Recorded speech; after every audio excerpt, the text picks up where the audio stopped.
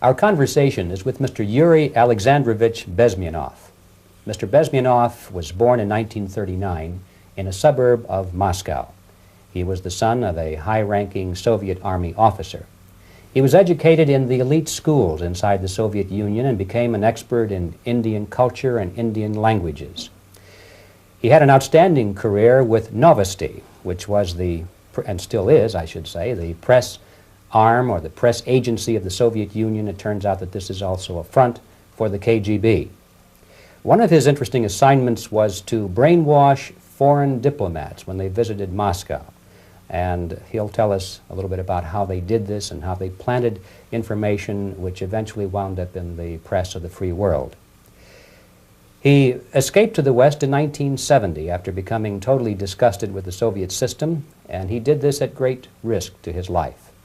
He certainly is one of the world's outstanding experts on the subject of Soviet propaganda and disinformation and active measures. Mr. Bezmenov, I'd like to begin by having you tell us a little bit about some of your childhood memories. Well, the most vivid memory of my childhood was Second World War, or to be more precise, the end of the Second World War, when all of a sudden United States, from a friendly nation, which helped us to defeat Nazism, turned overnight into a deadly enemy. And it was very shocking because all newspapers were trying to present an image of belligerent, aggressive American imperialism. Most of the things that we were taught is that United States is aggressive power, which is just about to invade our beautiful, free socialist country, that American CIA is dropping Colorado beetles on our beautiful potato fields to eliminate our crops. And each schoolboy had a picture of Colorado bug on the back page of his notebook. And we were instructed to go into collective fields to search for those little Colorado bugs. Of course, we couldn't find any. Neither we could find many potatoes. And that was explained again by the encroachments of the decadent imperialist power. The anti-American paranoia, hysteria in the Soviet propaganda was to of such a higher degree that many less skeptical people or less stubborn would really believe that the United States is just about to invade our beautiful motherland, and some secretly hope that it will come true. That's interesting. Yes. Well, getting back to life inside the Soviet Union or inside communist countries in general, in this country, at the university level primarily, we read and hear that the Soviet system is different from ours, but not that different, and that there is a convergence developing between all of the systems of the world, and that really it doesn't make an awful lot of difference what system you live under because you have corruption and dishonesty and tyranny and all that sort of thing. From your personal experience, what is the difference between life under communism and life in the United States? Well, life is obviously very much different for simple reason that the Soviet Union is a state capitalist economically. It's a state capitalism where an individual has absolutely no rights, no value. His life is nothing. It's just like an insect. He is disposable.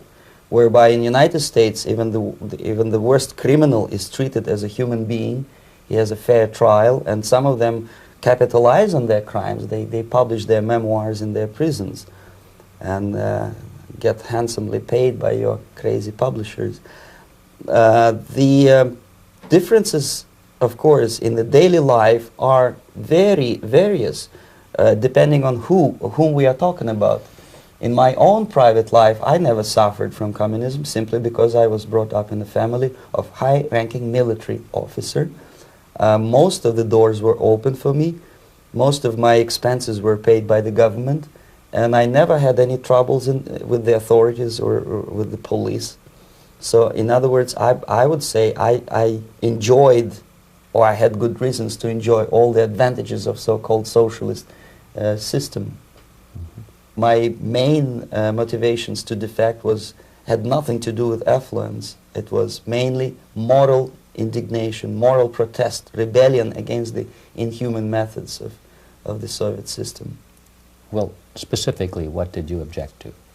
I objected, first of all, against oppression of my own dissidents and intellectuals. And that was the most disgusting thing that I witnessed as a young man, young student, who was brought up at a very troublesome period in our history, from Stalin to Khrushchev, from total tyranny and oppression to some kind of liberalization. Second, when I started working for the Soviet embassy in India, to my horror, I discovered that we are millions times more oppressive than any colonial or imperialist power in the history of mankind. That my country brings to India not freedom, progress, and friendship between the nations, but racism, exploitation, and slavery, and of course economical inefficiency to this country. Since I fell in love with India, I developed something which by KGB standards is extremely dangerous thing. It's called split loyalty, when an agent likes a country of assignment more than his own country. I literally fell in love with this beautiful country, a country of great contrasts, but also great humility, great tolerance, and philosophical and intellectual freedoms. My ancestors used to live in caves and eat raw meat when India was a highly civilized nation 6,000 years ago. So obviously the choice was not to the advantage of my own nation. I decided to defect and to entirely dissociate myself from that brutal regime. Mr. Bezmenov, we've read a lot about the concentration camps and the slave labor camps under the Stalin regime. Now the general impression in America is that those things are part of the past. Are they still going on today, or what is the status? Yes.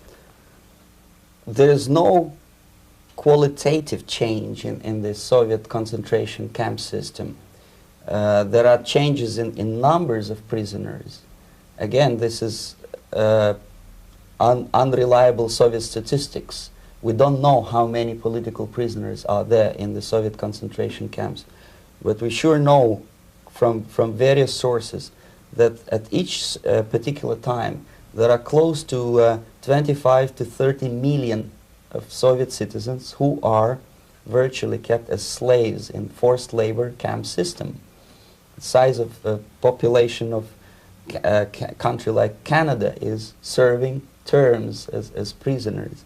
Incredible. So I would say that those intellectuals who try to convince American public that concentration camp system is a thing of a past are either conscientiously misleading public opinion, or they are not very intellectual people.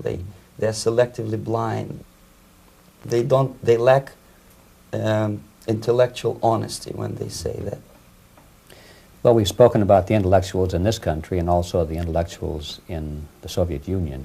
What about down at the broad mass level? Do the people in general, the working people, the workers in general in the Soviet Union, do they support the system? Do they tolerate it? What is their attitude? Well, average Soviet citizen, if there is such an animal, of course, does not like the system because it hurts, it kills. He may not understand the reasons. He may not have enough information or educational background to understand. But I doubt very much there are many people who are conscientiously supporting the Soviet system. There are not such people in USSR. Even those who have all the reasons to enjoy socialism, people like myself, who were a member of journalistic elite, they also hate the system for different reasons, though. Not because they lack material affluence, but because they are unfree to think, they are in constant fear, duplicity, split personality. And this is the greatest tragedy for my nation. Well, what do you think are the chances of the people actually overcoming their system or replacing it? There is a great possibility that system will sooner or later be destroyed from within. There is a self-destructive mechanism built into any socialist or communist or fascist system because there is lack of feedback, because the system does not rely upon loyalty of population.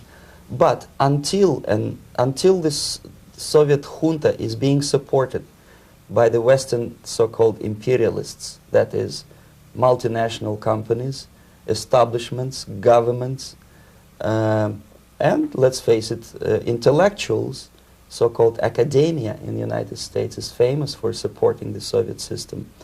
As long as the Soviet junta will keep on receiving credits, money, technology, grain deals, and political recognition from all these traitors of democracy or freedom, there is no hope, there is not much hope for changes in my country, and the system will not collapse by itself simply because it's being nourished by so-called American imperialism. This is the greatest paradox in history of mankind, when capitalist world supports and actively nourishes its own destructor.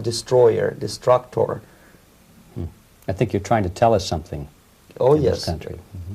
I'm trying to tell you that it has to be stopped unless you want to end up in gulag system and enjoy all the advantages of socialist equality. Working for free, catching fleas on your body, sleeping on planks of plywood in Alaska this time, I guess. Mm-hmm. That's where Americans will belong, unless they will wake up, of course, and force their government to stop aiding Soviet fascism. Mm-hmm. Well, you told us a moment ago why you left the system. I'd like to hear the details of how you did it. It must have been a very dangerous thing. It was not so dangerous, it was crazy. First of all, because defecting in India is virtually impossible, thanks to very strong pressure from the Soviet government. Excuse me, you were in India on assignment at that time? Yes, I was working for the Soviet embassy in New Delhi as a press officer. Mm-hmm. And defecting for a Soviet diplomat is next to impossible. It's a suicide, as I said, because a great friend Indira Gandhi pushed a law through parliament which says, and I quote, "No defector from any country has a right of political asylum in any embassy on the territory of Indian Republic," which is a masterpiece of hypocrisy. No other defector but the Soviet one needs a political asylum. So knowing that perfectly well, I planned a craziest possible way to defect. I studied counterculture in India. There were thousands of young American boys and girls with no shoes, long hair, smoking hash and marijuana, studying sometimes Indian philosophy, sometimes simply pretending that they study. And they greatly annoyed Indian police, and they were laughing stock of Indians because obviously they were good-for-nothing students. I studied carefully where they congregate, what routes they travel, what language they speak, what do they smoke. And one day I simply joined a group of hippies to avoid detection of Indian police.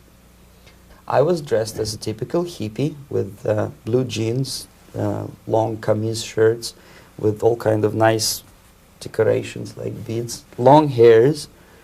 I bought a wig because for several weeks I had to turn myself from a conservative Soviet diplomat into a very progressive American hippie. And that was the only way that I could avoid detection.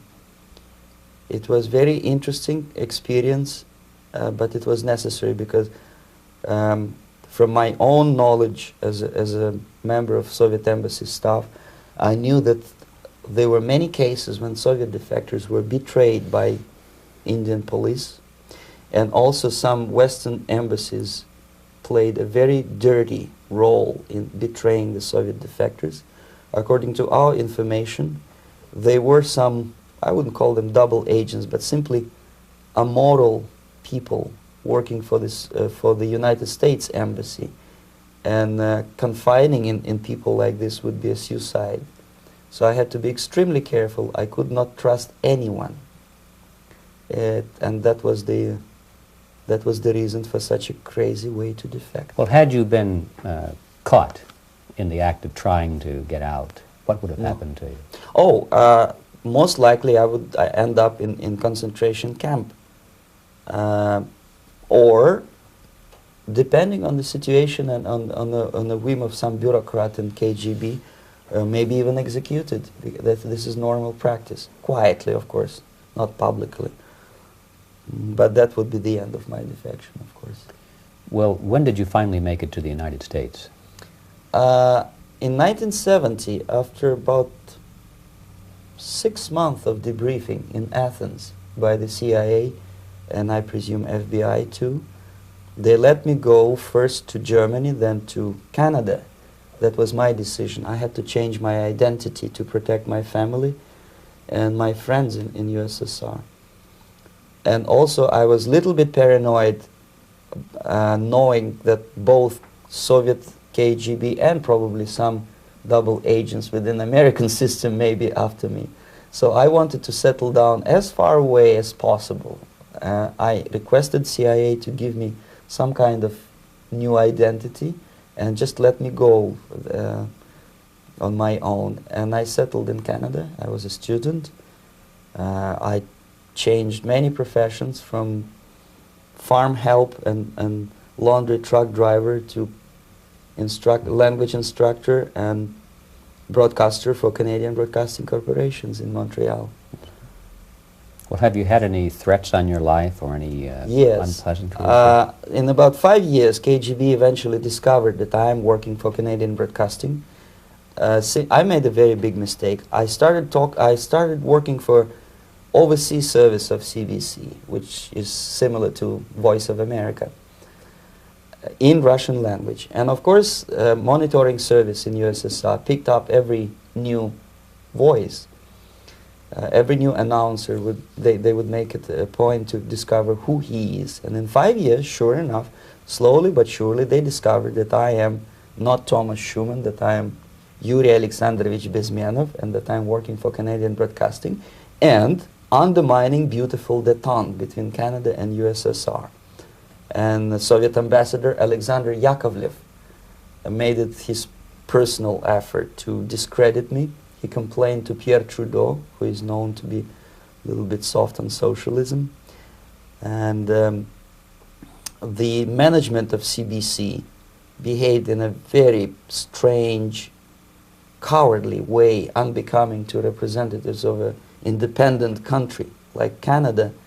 They listened to every suggestion that Soviet ambassador gave, and they started shameful investigation, analyzing content of my broadcasts to USSR. And sure enough, they discovered that some of my statements were probably would be offending to the Soviet Politburo. So I had to leave my job. And of course, subtle intimidations. They would say something like, please cross the street carefully because, you know, traffic is very heavy in Quebec. And fortunately, I know about the psychology and the logic of activity of the KGB, and I never allowed myself to be intimidated. This is the worst thing. This is what they expect a person, a defector, to be intimidated. Once they spot that you are scared, they keep on developing that line. Mm-hmm. And then eventually you either have to give up entirely and work for them, or they neutralize you. They would definitely stop all kind of political activity, which they failed to do in my case, mm-hmm. because I was stubbornly working for the Canadian Broadcasting. And in response to their intimidations, I said that, look, this is a free country, and I am as free as you are. And I also can drive very fast. And gun control is not yet established in Canada, so I had a couple of good shotguns in my basement. So welcome to visit me someday with your Kalashnikov's machine guns. So obviously it didn't work. Intimidation didn't work. So they tried different approach, as I described. They approached on the highest level, on the level of Canadian bureaucracy. Mm-hmm. And on that level they were successful. On that level they were successful. On individual level they failed flat.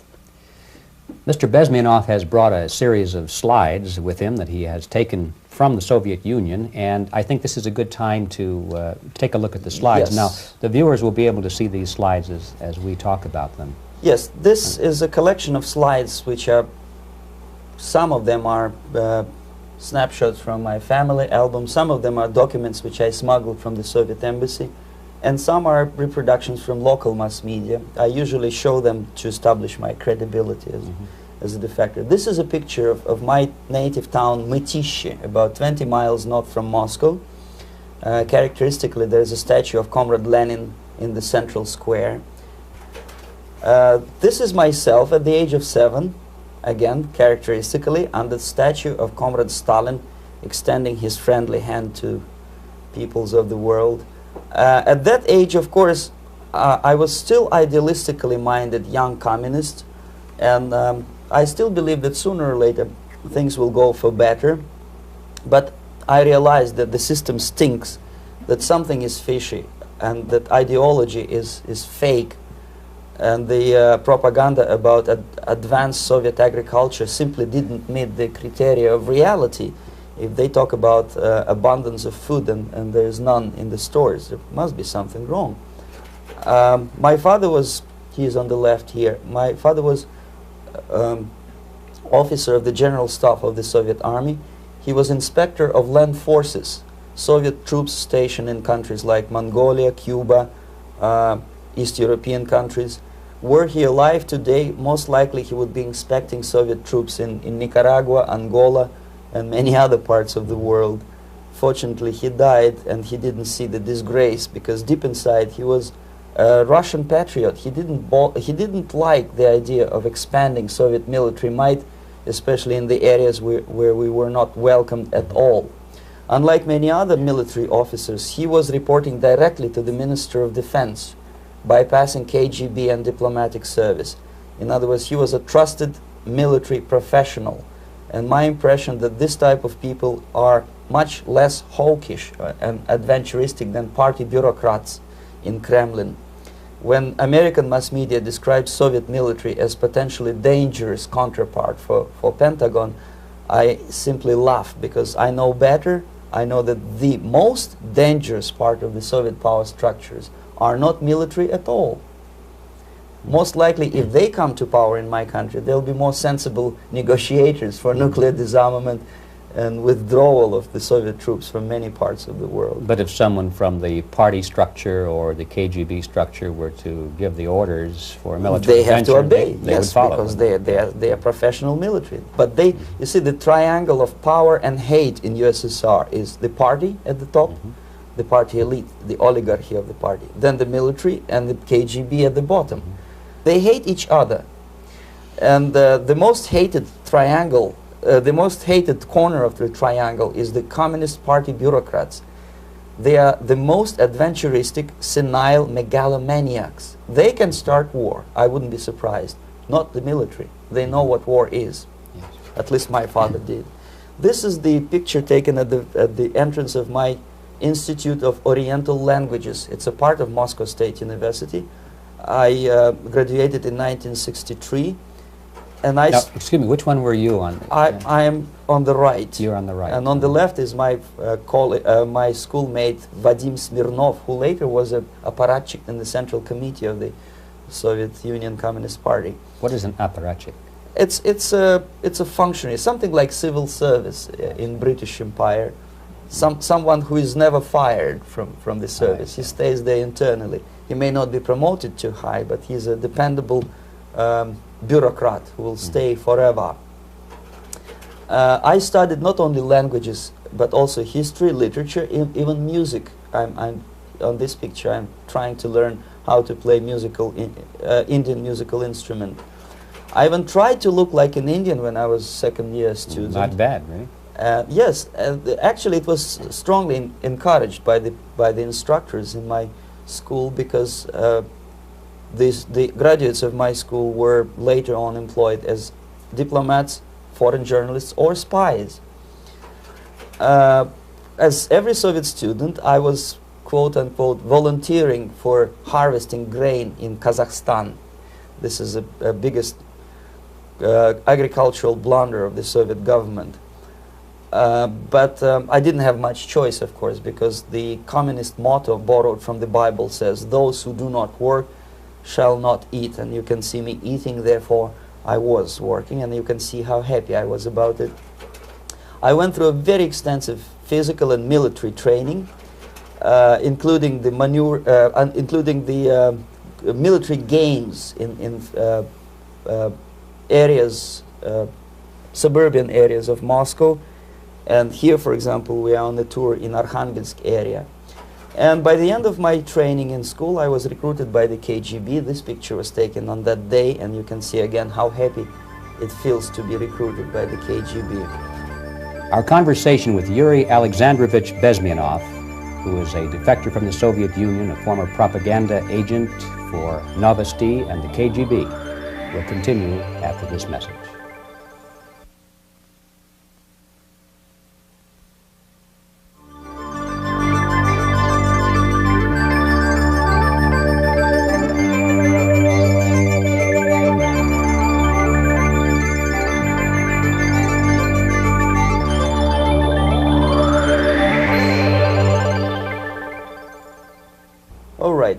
As every student in USSR, I went through very extensive physical and military training and civil defense training too. Unlike in United States, where civil defense is virtually non-existent, zero. In USSR, every student, whatever his major subject, has to go through very extensive 4-year military and civil defense training. You can see me here with a group of students during one of the war games near Moscow.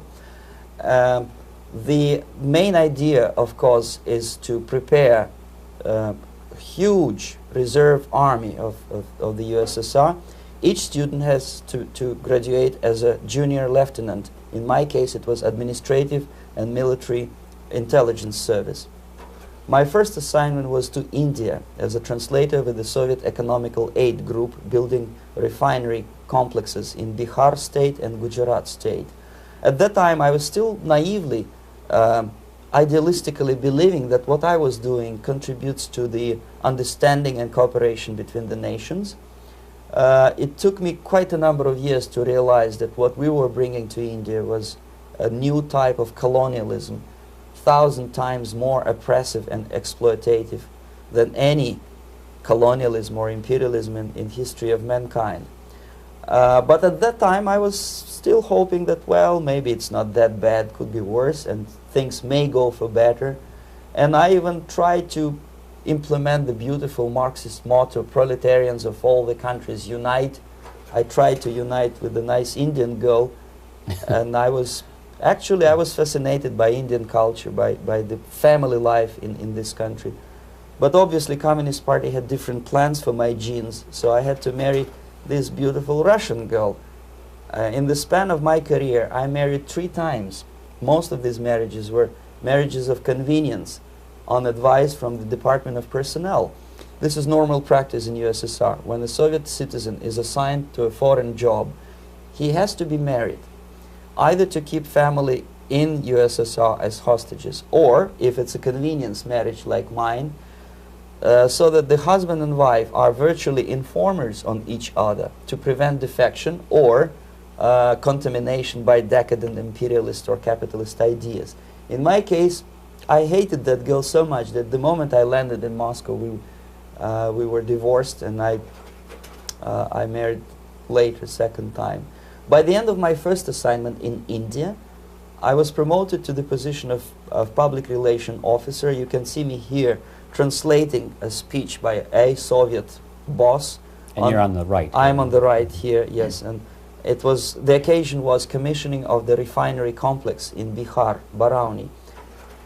Back in Moscow, I was immediately recruited by Novosti Press Agency, which is a propaganda and ideological subversion front for the KGB.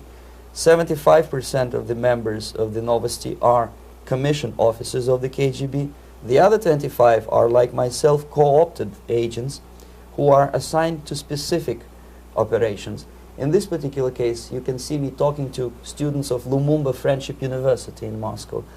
This is a huge school under the direct control of the KGB and Central Committee, where future leaders of the so-called national liberation movements are being educated and selected carefully. And some of them have absolutely, this, for example, is a group of students from Lumumba. They don't look like students at all. They look more like military, and that's exactly what they were. They were dispatched back to their countries to be leaders of the so-called national liberation movements, or to be translated into normal human language, leaders of international terrorist groups. Another area of activity when I was working for the Novosti was to accompany groups of so-called progressive intellectuals, writers, journalists, publishers, teachers, professors of colleges. You can see me here in Kremlin. I'm second on the left, with a group of Pakistani and Indian intellectuals. Most of them pretended they don't understand that we are actually working on behalf of the Soviet government and the KGB. They pretended that they are actually being guests, VIP intellectuals, that they are treated according to their merits and their intellectual abilities. For us, they were just a bunch of political prostitutes to be taken advantage for various propaganda operations. Therefore, you can see perfectly well the senior colleague of mine on the left doesn't really have that much respect on his face, and myself with a very skeptical smile, typical KGB sarcastic smile, anticipating another victim of ideological brainwashing. This is how a typical conference in Novosti headquarters in Moscow looked like. Sitting in the middle is Boris Burkov, the then director of Novosti press agency, high-ranking party bureaucrat in the Department of Propaganda. I am standing next to a famous Indian poet, Sumitranandan Pant. He was famous because he was an author. He was the author of a famous poem titled Rhapsody to Lenin. That's why he was invited to USSR, and everything was paid by the Soviet government. Pay special attention to number of bottles on the table. This is one of the ways to kill the awareness or curiosity of foreign journalists. One of my functions was to keep foreign guests permanently intoxicated the moment they land at Moscow airport. I had to take them to the VIP lounge and toast to friendship and understanding between the nations of the world. Glass of vodka, then a second glass of vodka. And in no time, my guests would be feeling very happy. They would see everything in kind of pink, nice color. And that's the way I had to keep them permanently for the next 15 or 20 days. At certain point in time, I had to withdraw alcohol from them so that some of them who are the most recruitable would feel a little bit shaky, guilty, trying to remember what they were talking last night. That's the time to approach them with all kind of nonsense, such as joint communique or statement for Soviet propaganda. That's the time they are the most flexible. And of course, what they didn't understand, they didn't realize or pretended not to realize, that myself, who was drinking together with them, was not drinking at all. I had ways to get rid of alcohol through various techniques, including special pills which were given to me by my colleagues. But they were taking it seriously. In other words, they would consume quite a large volumes of alcohol and feel quite uneasy next morning. In 1967, the KGB attached me to this magazine, Look magazine. A group of 12 people arrived to USSR from United States to cover the 50th anniversary of October Socialist Revolution in my country. From the first page to the last page, it was a package of lies, propaganda cliché, which were presented to American readers as opinions and deductions of American journalists. Nothing could be far from truth. These were not opinions. They were not opinions at all. They were the clichés which the Soviet propaganda wants American public to think that they think. If it does make any sense at all.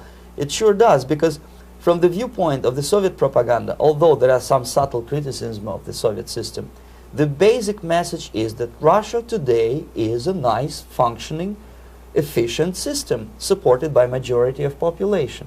That's the biggest lie. And of course, American intellectuals and journalists from Look magazine elaborated on that untruth in various different ways. They intellectualized that lie. They found all kind of justifications for telling lies to American public. this is... Excuse me, it was partly your job to make sure that they got these ideas Yes. and accepted them as their own ideas. Right. Actually, even before they arrived to USSR, and they paid astronomical sum of money for that visit, they were submitted, this Novosti Press Agency developed so-called backgrounders, 20-25 pages of information and opinions which were presented to the journalists even before they bought their tickets to Moscow. They had to analyze the situation, and judging on their reaction to that backgrounder, the local Novosti representative or local Soviet diplomat in Washington, D.C. would assess whether they be given visa to USSR or not. So they were selected ahead of time. Oh yes, they were pre-selected very carefully, and there is not much chance for honest journalists to arrive to USSR and to stay there for 1 year and to bring this package of lies back home. This, for example, is a centerfold of the Look magazine. They presented this monument erected by Communist Party in Stalingrad as the symbol, personification of Russian military might. And they said in the article, which is published on the site, that Soviets are very proud of the victory in the Second World War. This is another big myth, a lie. No sensible people would be proud to lose 20 millions of their countrymen in a war which was started by Genoese Hitler and Comrade Stalin and paid by American multinationals. Most of the Soviet citizens look at this type of monuments with disgust and sorrow, because every family lost father, brother, sister, or child in the Second World War. Yet American journalists who were trying to appease, to please their hosts, presented this picture on the centerfold as the symbol and personification of Soviet national, they call it Russian national spirit. And it was greatest misconception and a very tragic misunderstanding. Of course, Look magazine was not distributed in USSR. The main audience was in United States. But I presume that many Americans, millions of Americans who were reading Look magazine at that time, had absolutely wrong idea about the sentiments of my nation, about what the Soviets are proud of and what they hate. This is a group, you see the same lady with the sword in Stalingrad. This is the group of journalists. Myself is in the center with the same devilish smile. And Mr. Philip Harrington is on the extreme left there with his camera. This is the gentleman which was so deaf or so uninterested in what I had to say to him. This is the same picture, a blow-up of the same picture. Many guests from various countries, in this particular case from Asia and Africa, were taken by me as a Novosti Press Agency employee for a tour across Siberia, for example. We would show them typical kindergarten, you see, nothing special by American standards, just nice children sitting, eating their breakfast or lunch. What they could not understand, or they pretended not to understand, that this is an exemplary kindergarten. This is not the kindergarten for average person or average family in USSR. And we maintain that illusion in their minds. You can see myself under the red spot in the middle there with the same business-like expression. I'm doing my job. That's what I'm assigned to do, and that's what I was paid to do. But deep inside, I still hope that at least some of these useful idiots would understand that what they are looking at has nothing to do with the level of affluence in my nation. This is a better picture which reflects the true spirit of the Soviet childhood. This picture was printed in a Canadian government publication by mistake.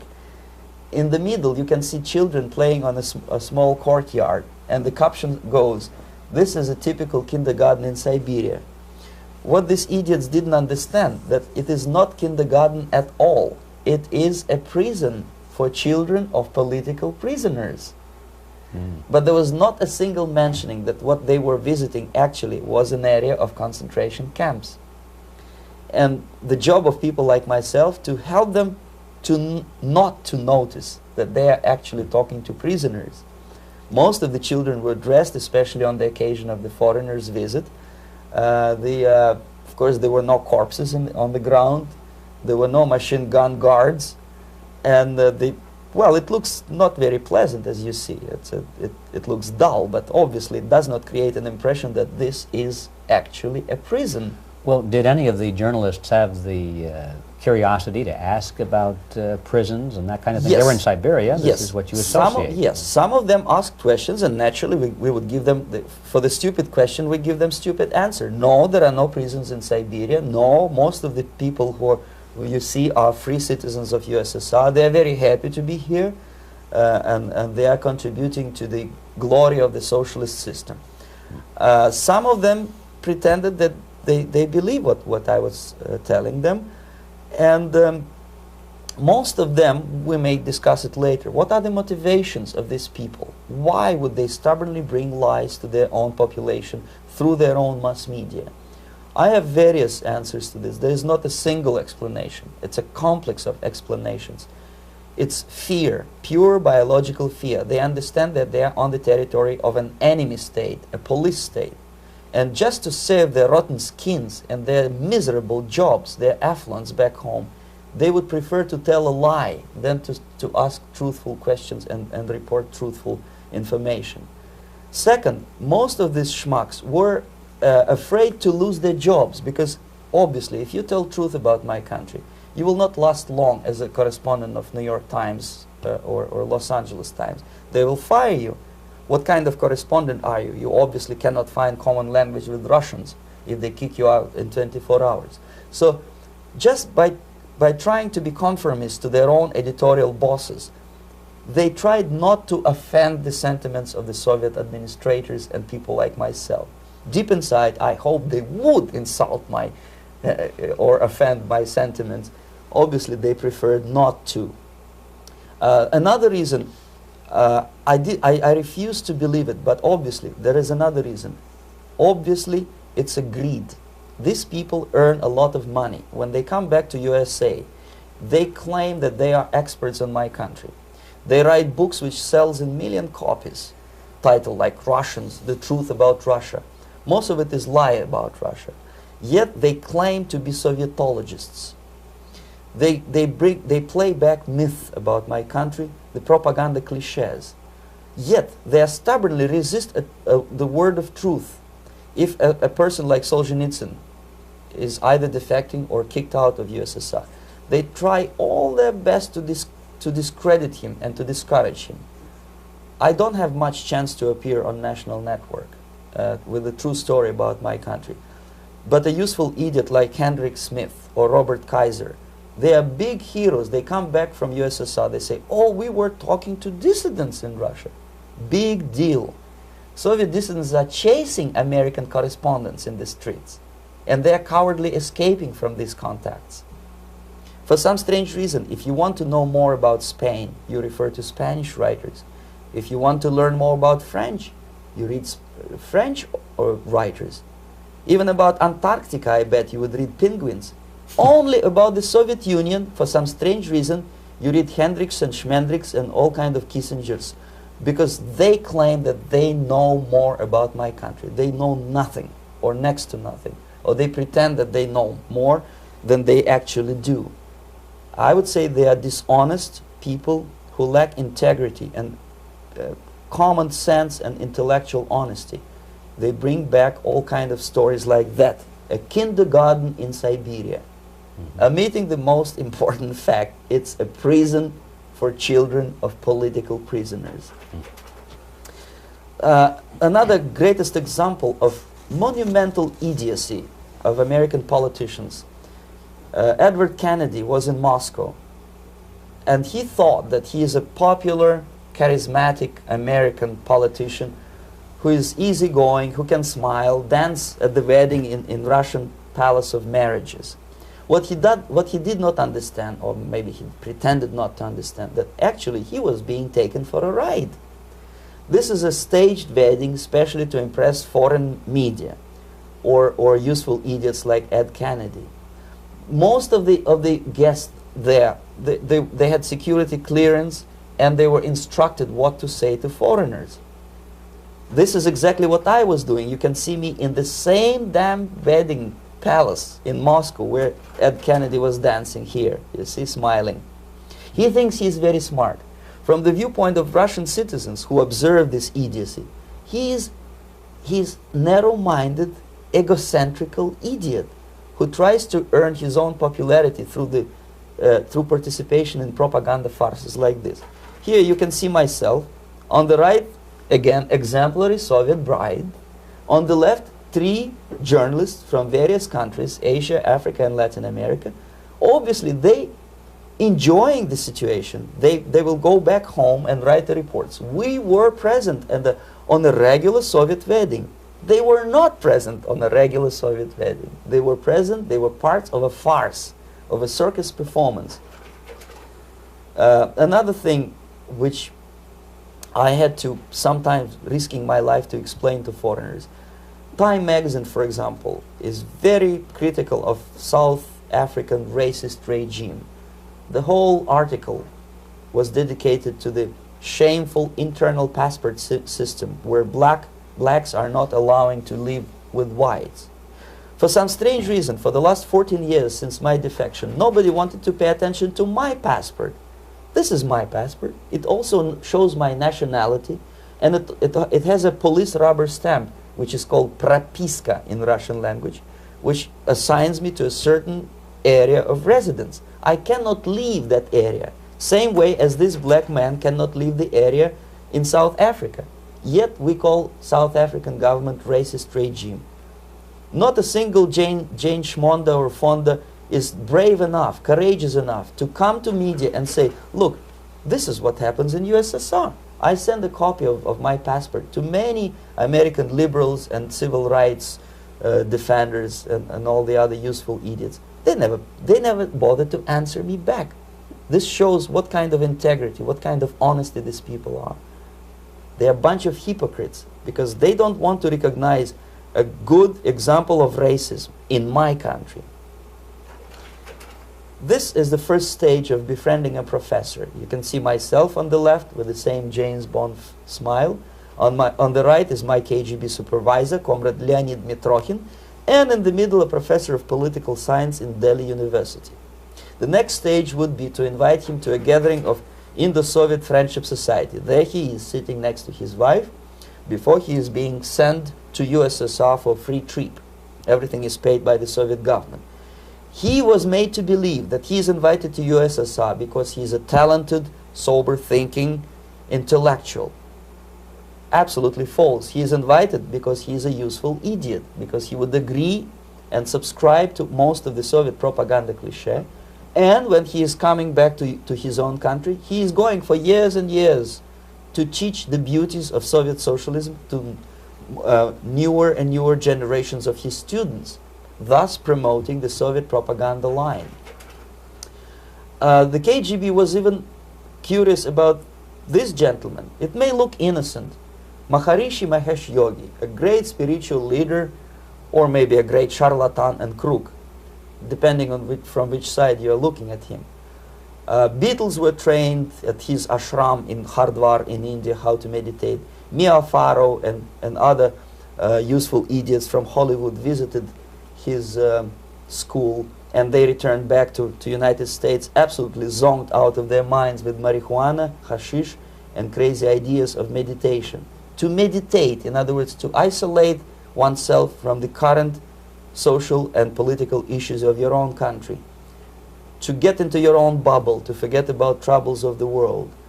Obviously, KGB was very fascinated with such a beautiful school, such a brainwashing center for stupid Americans. I was dispatched by the KGB to check what kind of VIP Americans attend this school. That's you on the left. Yes, I'm on the left. I was trying to get enrolled in that school. Unfortunately, the Maharishi Mahesh Yogi asked too much. He wanted $500 American for enrollment. But my function was not actually to get enrolled in the school. My function was to discover what kind of people from United States attend this school. And we discovered that, yes, there are some influential members of family, public opinion makers of United States, who come back with the crazy stories about Indian philosophy Indians themselves look upon them as idiots, useful idiots. To say nothing about KGB, who looked at them as extremely naive, misguided people.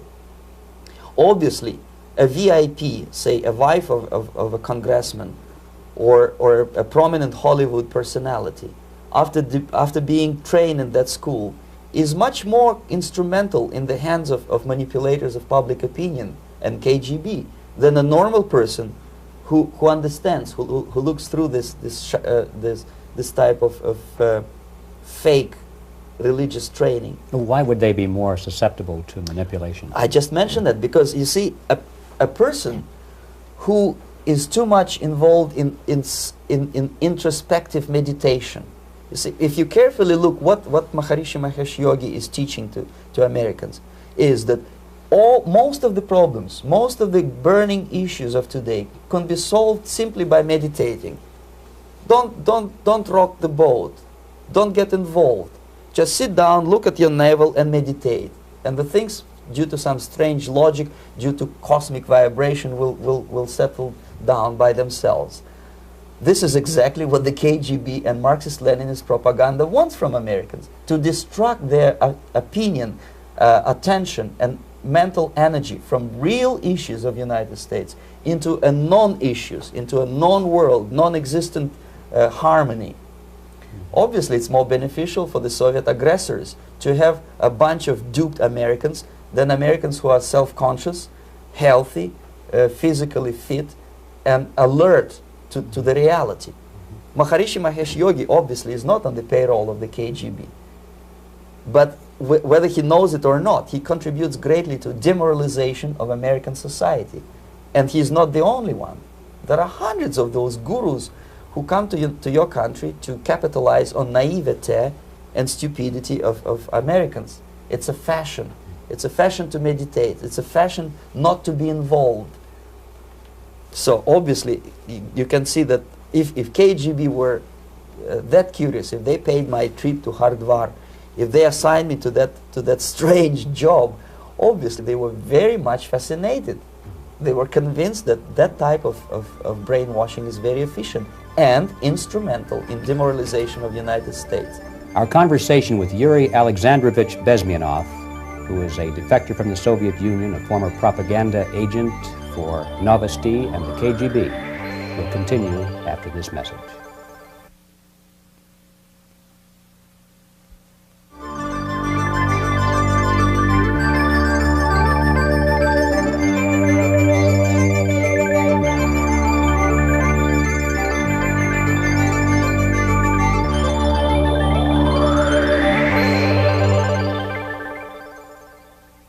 This picture shows the part of the building of USSR embassy, and my supervisors. On the left is Comrade Mehdi, an Indian communist, and on the right, Comrade Mitrokhin, my supervisors in the secret department of research and counter-propaganda. It has nothing to do with either research or counter-propaganda. Most of the activity of that department was to compile huge volume of information on individuals who were instrumental in creating public opinion. Publishers, editors, journalists, actors, educationalists, professors of political science, members of parliament, representatives of business circles. Most of these people were divided roughly into groups. Those who would toe the Soviet foreign policy, they would be promoted to the positions of power through media and public opinion manipulation. Those who refused the Soviet influence in their own country would be character assassinated or executed physically come revolution. Same way as in the small town of Hue in South Vietnam, several thousands of Vietnamese were executed in one night when the city was captured by Viet Cong for only 2 days. And American CIA could never figure out how could possibly communists know each individual, where he lives, where to get him, and would be arrested in one night, basically in some 4 hours before dawn, put on a van, taken out of the city limits and shot. The answer is very simple. Long before communists occupied the city, there was extensive network of informers, local Vietnamese citizens, who knew absolutely everything about people who are instrumental in public opinion. including barbers and taxi drivers. Everyone who was sympathetic to the United States was executed. Same thing was done under the guidance of the Soviet embassy in Hanoi, and same thing I was doing in New Delhi. To my horror, I discovered that in the files where people were doomed to execution, there were names of pro-Soviet journalists with whom I was personally friendly. Pro-Soviet? Yes. They were idealistically minded leftists who made several visits to USSR, and yet the KGB decided that come revolution or drastic changes in political structure of India, they will have to go. Why is that?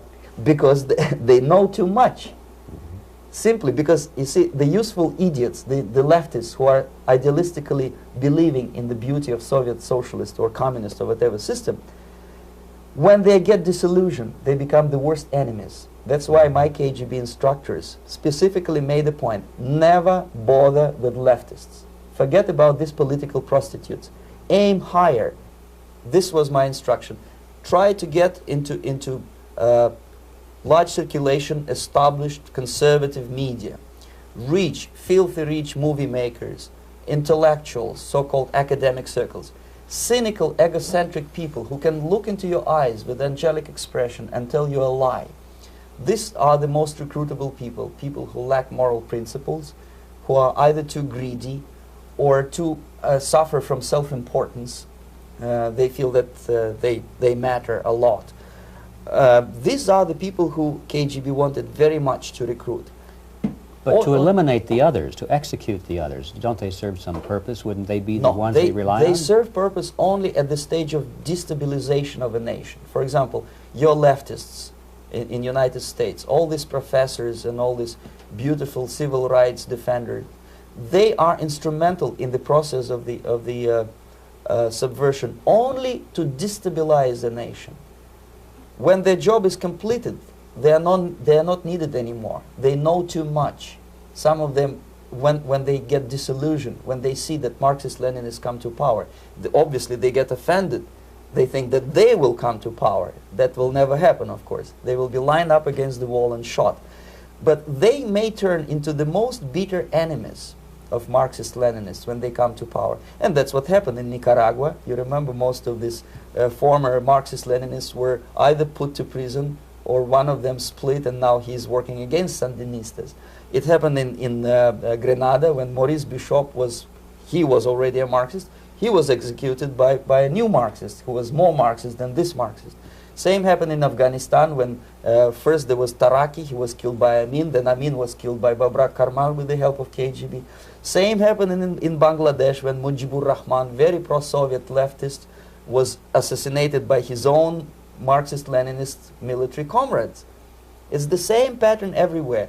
The moment they serve their purpose, all the useful idiots are either be executed entirely, all the idealistically minded Marxists, or exiled or put in prisons, like in Cuba. Many former Marxists are in Cuba, in prison. So most of the Indians who were cooperating with the Soviets, especially with our Department of Information of the USSR Embassy, were listed for execution. And when I discovered that fact, of course I was sick. I was mentally and physically sick. I thought that I'm going to explode one day during the briefing at the ambassador's office. I would stand up and say something that we are basically a bunch of murderers. That's what we are. It has nothing to do with friendship and understanding between the nation and blah, blah, blah. We are murderers. We behave as a bunch of thugs in a country which is hospitable to us, a country which with ancient traditions.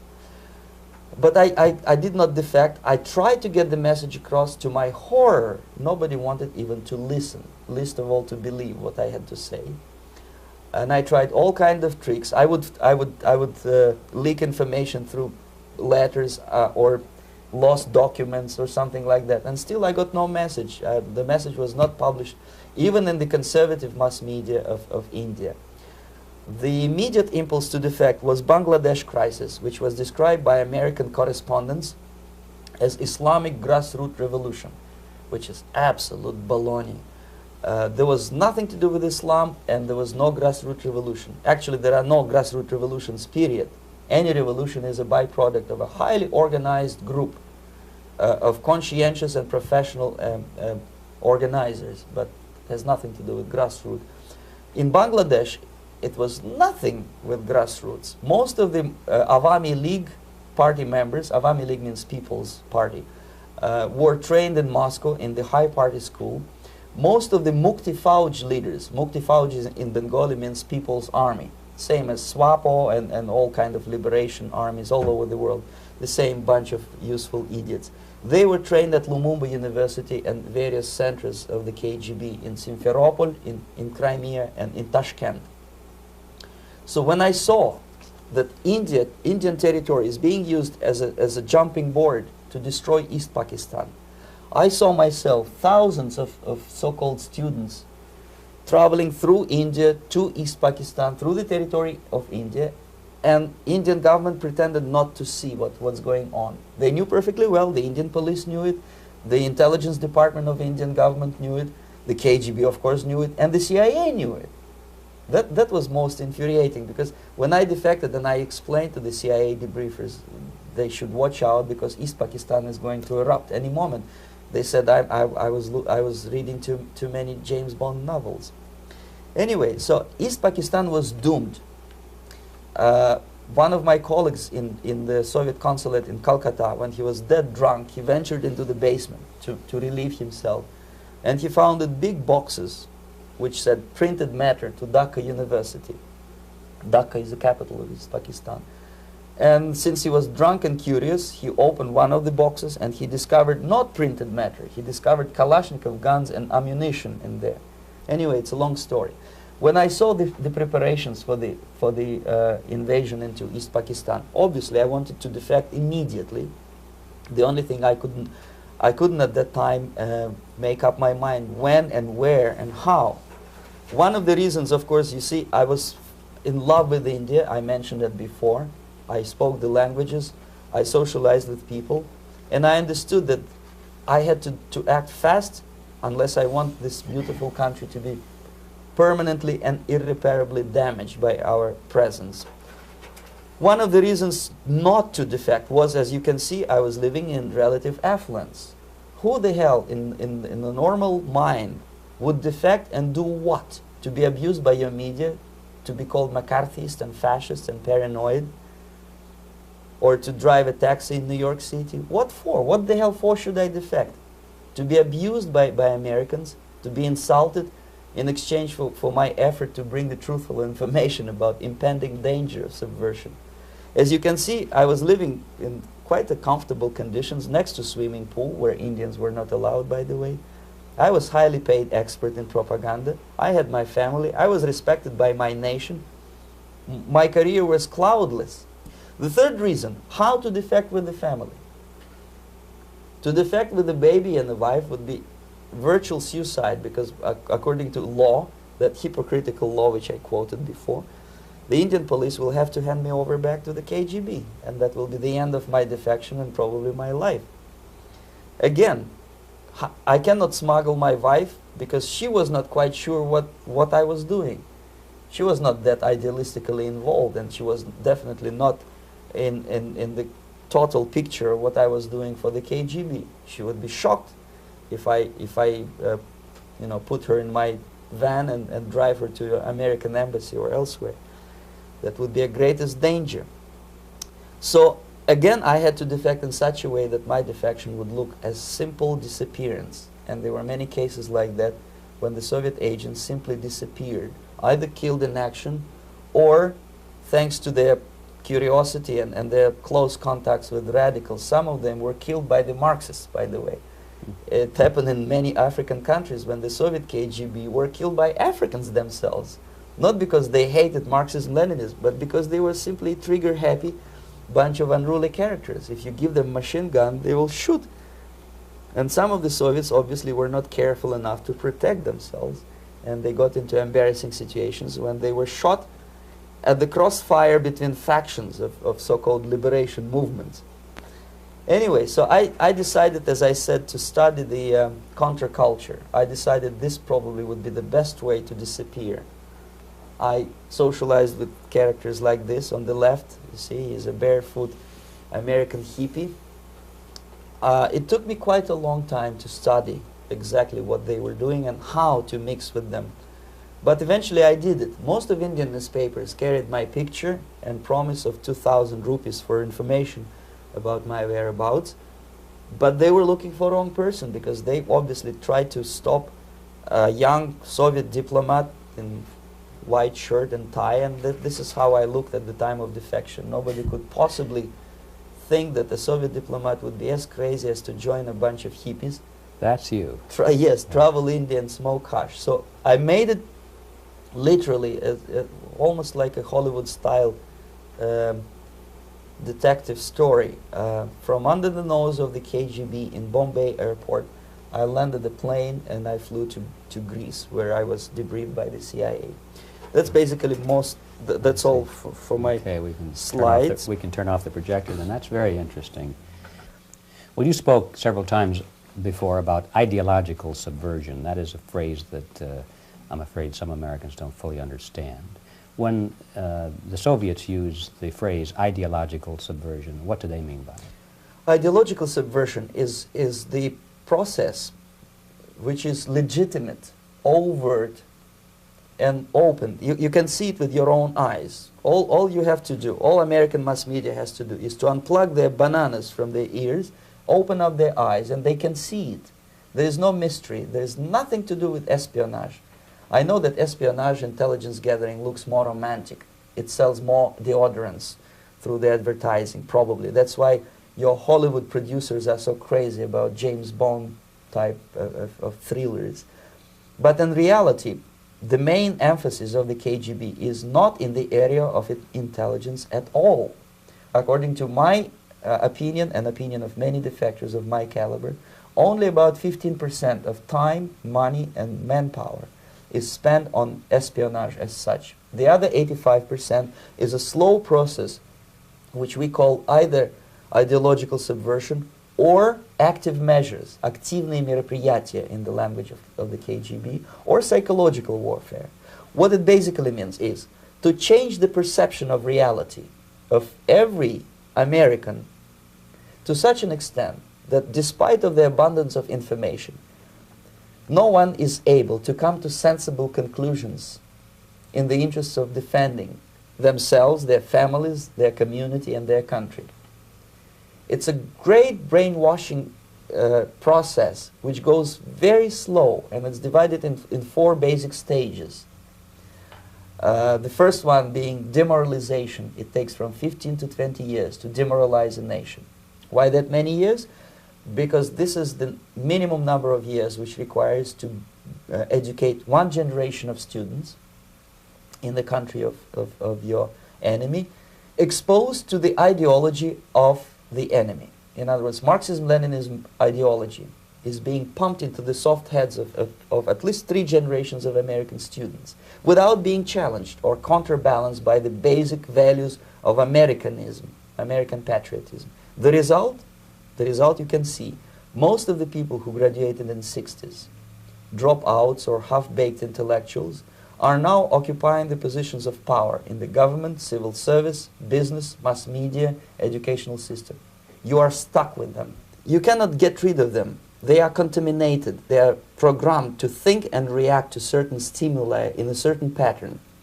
You cannot change their mind, even if you expose them to authentic information. Even if you prove that white is white and black is black, you still cannot change the basic perception and the logic of behavior. In other words, these people, the process of demoralization is complete and irreversible.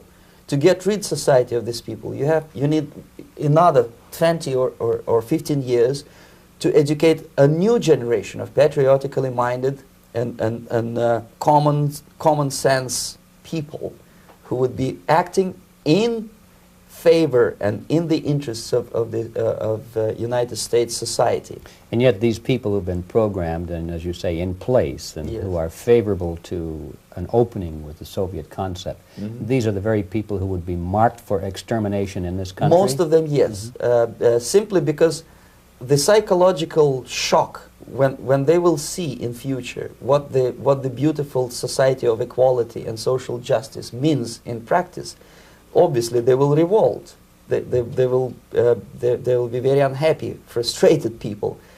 And the Marxist-Leninist regime does not tolerate these people. They will join the links of dissenters, dissidents. Yes. Unlike in present United States, there will be no place for dissent in future Marxist-Leninist America. Here you can get popular like Daniel Ellsberg and filthy rich like Jane Fonda for being dissident, for criticizing your Pentagon. In future, these people will be simply squashed like cockroaches. Nobody is going to pay them nothing for their beautiful, noble ideas of equality. This they don't understand, and it will be a greatest shock for them, of course. The demoralization process in the United States is basically completed already. For the last 25 years. Actually, it's overfulfilled because demoralization now reaches such areas where previously not even Comrade Andropov and all his experts would even dream of such a tremendous success. Most of it is done by Americans to Americans, thanks to lack of moral standards. As I mentioned before, exposure to true information does not matter anymore. A person who was demoralized is unable to assess true information. The facts tell nothing to him. Even if I shower him with information, with authentic proof, with documents, with pictures, even if I take him by force to the Soviet Union and show him concentration camp, he will refuse to believe it until he is going to receive a kick in his fat bottom. When a military boot crashes his, then he will understand, but not before that. That's the tragic of the situation of demoralization. So basically America is stuck with demoralization, and unless, even if you start right now, here, this minute, you start educating new generation of Americans, it will still take you 15 to 20 years to turn the tide of ideological perception of reality back to normalcy and patriotism. The next stage is destabilization. This time, subverter does not care about your ideas and the patterns of your consumption. Whether you eat junk food and get fat and flabby, it doesn't matter anymore. This time, and it takes only from 2 to 5 years to destabilize a nation, what matters is essentials: economy, foreign relations, defense systems. And you can see it quite clearly that in some areas, in such sensitive areas as defense and economy, the influence of Marxist-Leninist ideas in the United States is absolutely fantastic. I could never believe it 14 years ago when I landed in this part of the world that the process will go that fast. The next stage, of course, is crisis. It may take only up to 6 weeks to bring a country to the verge of crisis. You can see it in Central America now. And after crisis, with a violent change of power, structure, and economy, you have so-called the period of normalization. It may last indefinitely. Normalization is a cynical expression borrowed from Soviet propaganda. When the Soviet tanks moved into Czechoslovakia in '68, Comrade Brezhnev said, "Now the situation in brotherly Czechoslovakia is normalized." This is what will happen in the United States if you allow all these schmucks to bring the country to crisis, to promise people all kind of goodies and the paradise on earth, to destabilize your economy, to eliminate the principle of free market competition, and to put a big brother government in Washington, D.C., with benevolent dictators like Walter Mondale, who will promise lots of things, never mind whether the promises are fulfillable or not. He will go to Moscow to kiss the bottoms of new generation of Soviet assassins. Never mind. He will create false illusions that the situation is under control. Situation is not under control. Situation is disgustingly out of control. Most of the American politicians, media, and educational system trains another generation of people who think they are living at a peacetime. False. United States is in the state of war, undeclared total war against the basic principles and the foundations of this system. And the initiator of this war is not Comrade Andropov, of course. It's the system, however ridiculous it may sound, the world communist system or the world communist conspiracy. Whether I scare some people or not, I don't give a hoot. If you are not scared by now, nothing can scare you. But you don't have to be paranoid about it. What actually happens now, that unlike myself, you have literally several years to live on unless the United States wake up. The time bomb is ticking. With every second, the disaster is coming closer and closer. Unlike myself, you will have nowhere to defect to, unless you want to live in Antarctica with penguins. This is it. This is the last country of freedom and possibility. Okay, so what do we do? What is your recommendation to the American people? Well, the immediate thing that comes to my mind is, of course, there must be a very strong national effort to educate people in the spirit of real patriotism, number one. Number two, to explain them the real danger of socialist, communist, whatever, welfare state, big brother government. If people will fail to grasp the impending danger of that development, nothing ever can help United States. You may kiss goodbye to your freedom, including freedoms to homosexuals, to prison inmate. All these freedoms will vanish, evaporate in 5 seconds, including your precious lives. The second thing, the moment at least part of United States population is convinced that the danger is real, they have to force their government. And I'm not talking about sending letters, signing petitions, and all this beautiful, noble activity. I'm talking about forcing United States government to stop aiding communism. Because there is no other problem more burning and urgent than to stop the Soviet military-industrial complex from destroying whatever is left of the free world. And it is very easy to do. No credits, no technology, no money, no political or diplomatic recognition, and of course no such idiocy as grain deals to USSR. The Soviet people, 270 millions of Soviets, will be eternally thankful to you if you stop aiding a bunch of murderers who sit now in Kremlin and whom President Reagan respectfully calls government. They do not govern anything, least of all such complexity as the Soviet economy. So basic, two very simple, maybe too simplistic answers or solutions, but nevertheless they are the only solutions. Educate yourself, understand what's going on around you. You are not living at the time of peace. You are in a state of war, and you have precious little time to save yourself. You don't have much time, especially if you are talking about young generation. There is not much time left for convulsions to the beautiful disco music. Very soon it will go, just overnight. If we are talking about capitalists or wealthy businessmen, I think they are selling the rope on which they will hang very soon. If they don't stop, if they cannot curb their unsettled desire for profit, and if they keep on trading with the monster of the Soviet communism, they are going to hang very soon. And they will pray to be killed, but unfortunately they will be sent to Alaska probably to manage industry of slaves. It's simplistic. I know it sounds unpleasant. I know Americans don't like to listen to things which are unpleasant. But I have defected not to tell you the stories about such idiocy as microfilm, James Bond type espionage. This is garbage. You don't need any espionage anymore. I have come to talk about survival. It's a question of survival of this system.